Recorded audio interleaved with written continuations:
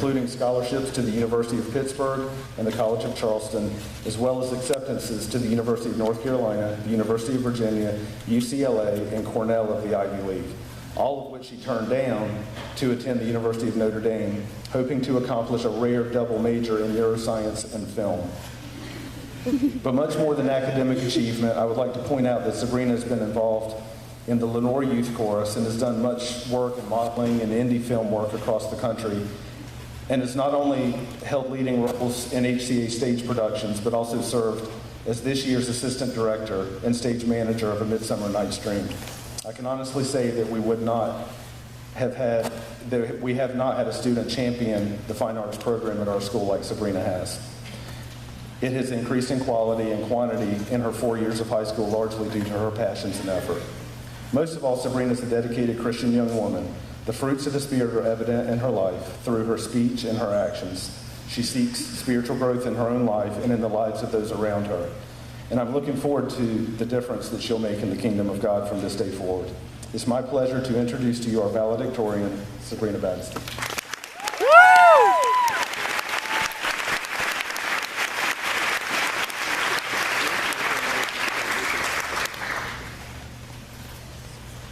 Thank you, Mr. Robinson.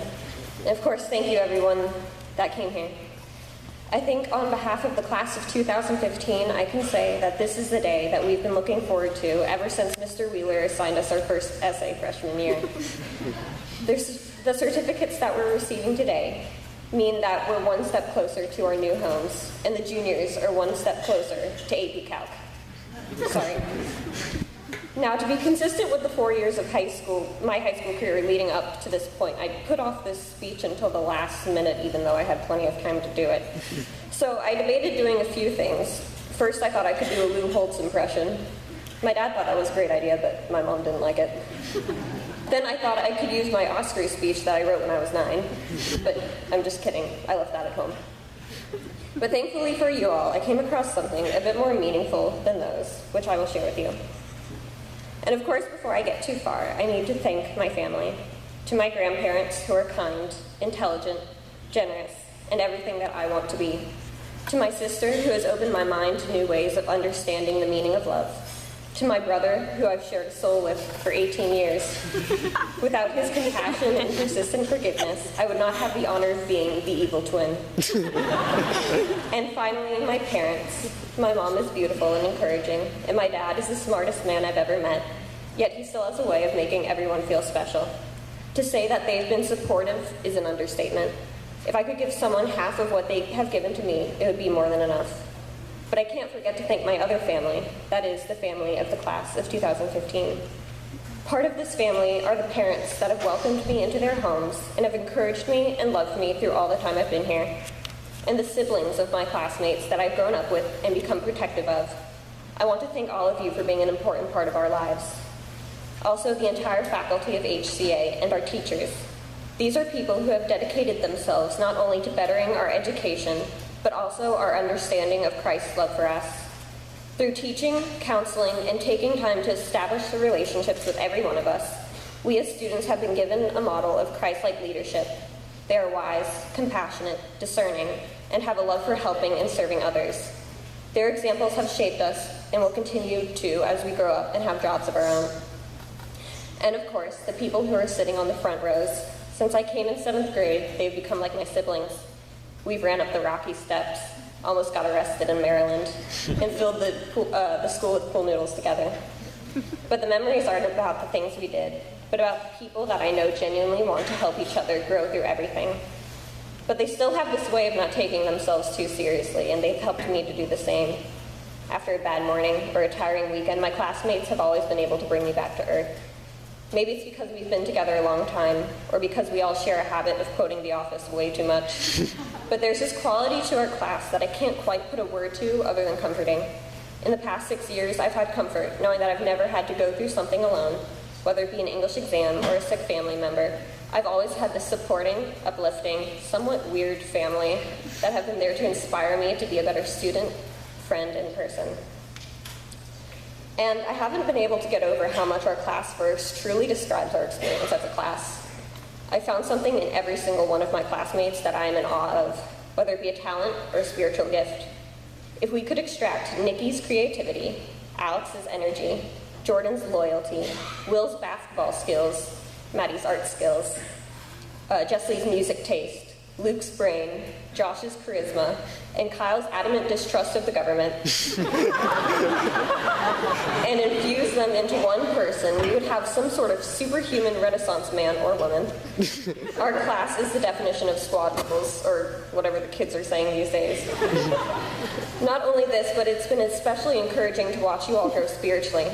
This is a group of people who are able to address and fix spiritual concerns in our class, our school, and in themselves.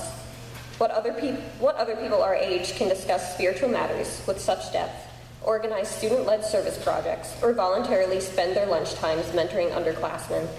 I've seen God work in all of you, and he has helped us to grow as a class over the years. So this might be a cliche around graduation time, but I can't wait to see what God's plans are for all of you. And speaking of plans, I want to challenge you all not to become too comfortable in your own. I think that one of the gratifying parts of today is that there's a certainty of what happens next that we haven't had these past few months. We know what city we'll be going to school in. We even know what dorm we'll live in, or who we're living with. I mean, unless you're me. But despite our certainty, we shouldn't be afraid of deviating from the path a little. We tend to want God to shape our futures linearly, but this usually isn't the case. Let him take you all in directions that you wouldn't have considered before, and stretch your mind so that it can never return to its old dimensions. I feel like in our culture, we're often given a structured format to base our lives around in order to be considered successful or fulfilled. After high school, you go to college, you graduate, get a job, have a family, dry out the country's retirement savings, then die. And while most of our lives seem to be structured more or less in this way, which there's nothing wrong with, we can't assume that it's the only option. What I'm trying to say is that we can't idolize this ideal life so that everything we work for is towards that and we make it our greatest good. If we do this, then we are essentially tugging God's hands and hope that he'll lead us where we want, rather than the other way around. See, often our most cherished memories are made and our most invaluable lessons are learned on the road less traveled. So I've managed to quote the movie Inception in almost all my speeches this year, so I figure now's as good a time as ever. You're waiting for a train that will take you far away. You know where you hope this train will take you, but you don't know for sure. I think this train pretty blatantly symbolizes life. You usually have no clue where God is leading you.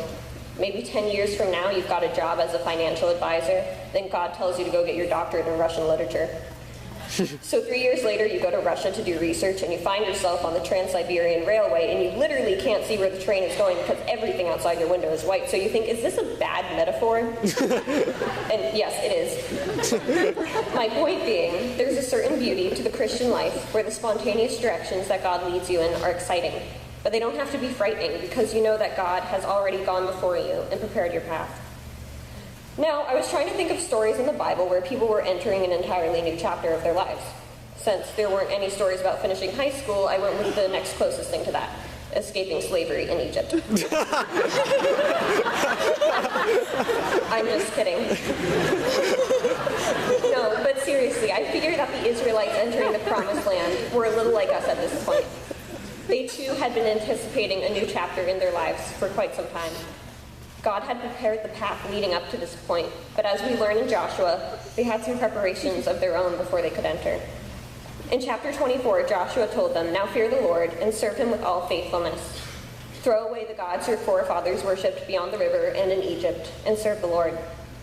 Wait a second, wasn't the whole Egypt thing like 40 years before that? You mean to say that these people have been carrying around these little idols of Egyptian gods for all that time? So when God was sending them manna from heaven, and meanwhile the Israelites had these little idol things chilling in their tents. When they were crossing the Red Sea and the Jordan, they were carrying them in their backpacks. And no one thought, hey, maybe we should get rid of these. And so they wandered through the desert, literally carrying the weight of the sins of their past lives on their shoulders. And yet, aren't we like them in a way? For years, we've gone to Christian school. We've studied the Bible every day. And yet we still carry around our sins and worldly idols because maybe we still want them and we'll get rid of them later. And so when we enter this new stage of our lives, we're going to be met with new, amazing opportunities, but also new challenges, whether they be social, academic, or spiritual. When we do confront these things, we won't want extra baggage on our shoulders. Of course, we're always going to be struggle with sin, but like Joshua said to the Israelites, now is the time to choose what you're going to pursue. And so I'm urging you all to examine what you may be struggling with now, before you go to school. Now is the time to shed that weight. This is important because up until now, our values have been our course material, what we learned in theology class. In college, our values will define us. And so when we walk out of these doors as alumni of HCA, let's start preparing ourselves. This summer, let's commit to spending more time in prayer and in the Word. Let's mend relationships that might have been broken, and let's challenge ourselves before the world challenges us. Congrats, you guys. I'm proud to have been part of our family. Graduate like a champion today.